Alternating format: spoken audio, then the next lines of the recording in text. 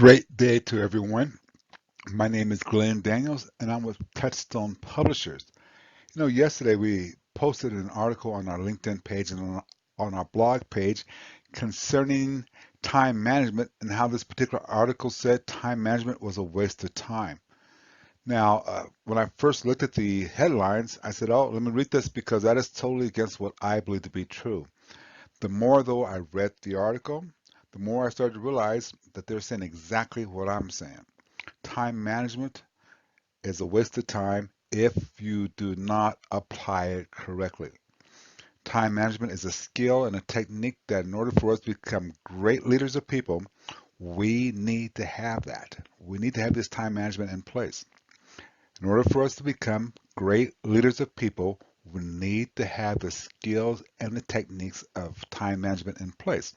So I thought today I'd make a real quick PowerPoint slideshow for you and share with you one basic starting point for time management, and that is called the top three.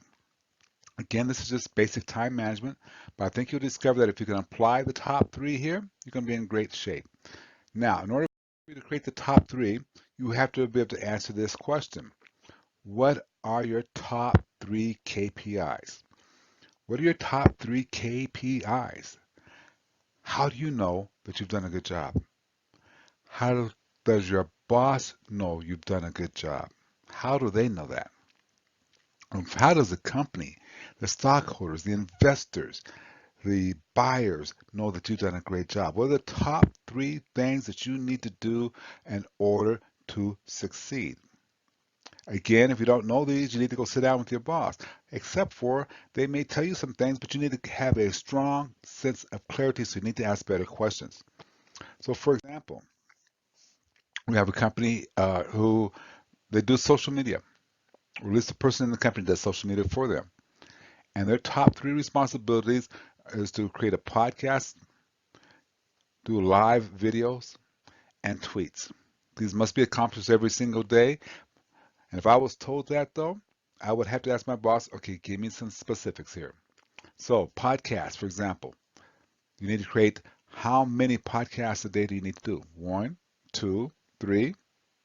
Here they start off by saying one podcast. Okay, that's great. We have that one laid out. What's next? What subject matter am I covering every single day? What is the subject matter that I'm covering every single day? And then what platform am I using for these podcasts? How am I getting our consumers to see these podcasts?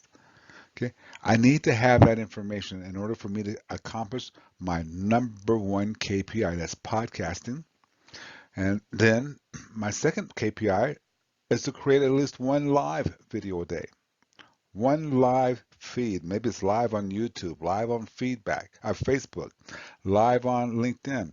I need to find out how many I need to create and on what platform I need to create those on. I need to know what the subject matter is going to be. I need to get a handle on that. And then lastly, my tweets. Okay, how many tweets do I need to do a day? 5? No, that should have been 50. 50 tweets every single day. And what subject should I be covering in those tweets? I need to have that information so I can complete my 1, 2, 3 KPIs. And I know every single day, hey, if I do one podcast or two podcasts, if I get my one live done, I get my 50 tweets done, I've covered the top 3 KPIs that the company, the people are judging on me, using me to move forward with. So if you're an entrepreneur or if you're a leader of your own company, you have to sit down and carefully think about this. Just because you want to do a podcast, you want to do a live video, and you want to do tweets, you have to be very careful in your thinking when it comes to the numbers. Another example, maybe you just like to do LinkedIn marketing. Maybe you hire someone that has nothing more than LinkedIn marketing. Okay, maybe you tell them every day you need to complete 25 new requests every single day. We need to bring on 25 new people every single day. Okay.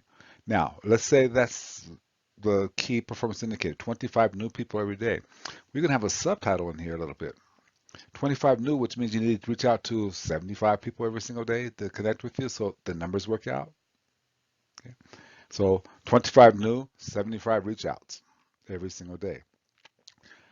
Maybe their second KPI is, did you look at 10 different articles, read 10 different articles that are not from this company but from other people, and give a thoughtful response? Yes.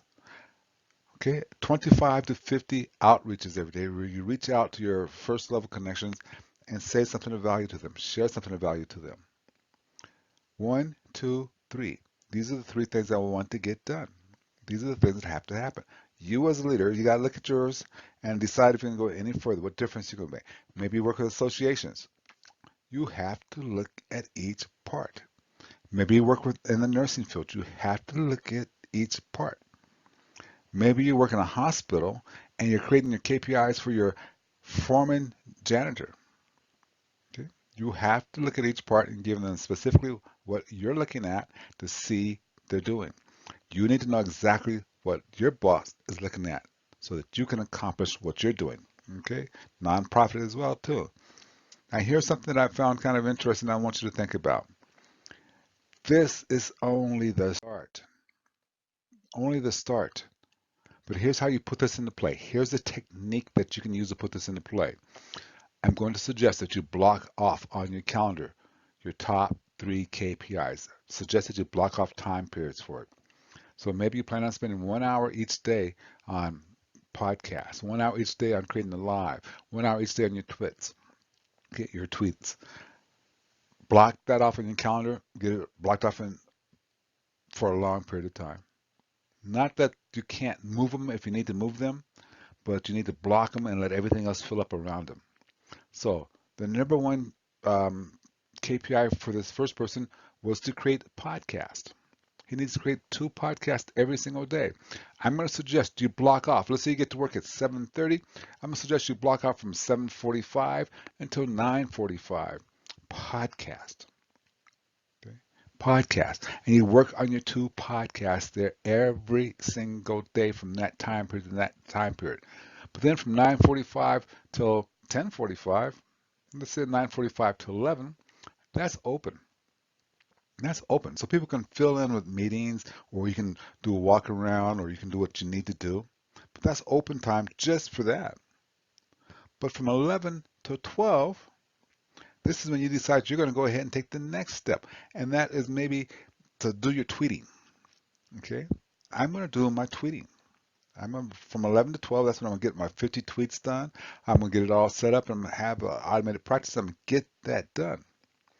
12 to 2 o'clock, lunch break and after lunch things. But then you come in at 2 o'clock, 2:30, and you sit down and you do your live broadcast. But these times are blocked on your calendar.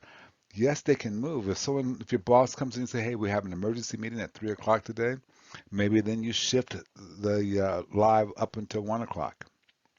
So you have time to do that. But you move these around. You're filling the big rocks and you're letting everything else fill in around it. That's the best way for you to handle this. But that is only the start of basic time management. Hey, thank you very much for your time. Have a great